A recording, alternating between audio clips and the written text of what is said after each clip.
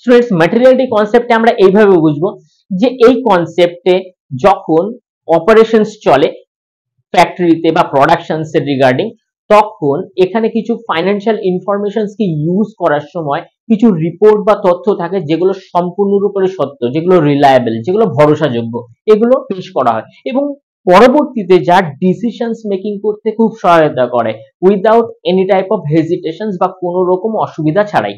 সাধারণভাবে এই ধরনের রিপোর্ট ম্যাটেরিয়ালিস্টিক হয়ে থাকে এবং ডিসক্লোজার প্রিন্সিপাল এই ধরনের ম্যাটেরিয়াল ডিসক্লোজ করে থাকে। ফর এক্সাম্পলস, আমরা ইকুইটি মার্কেট থেকে বা স্টক মার্কেট থেকে ইনভেস্টমেন্ট নিচ্ছি।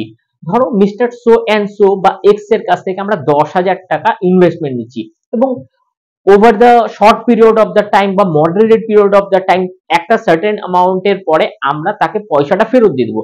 এবার 10,000 টাকা আমরা মিস্টার এক্স এর কাছ থেকে নিচ্ছি ইকুইটি হিসাবে, কিন্তু আমাদের ইন্টারনাল অপারেশনসে একটা 100 টাকার ডায়েরি আমরা কিনেছিলাম, কিন্তু সেটা রিপোর্ট লিখতে বা রেকর্ড করতে সম্পূর্ণ ভুল হয়ে গেছে।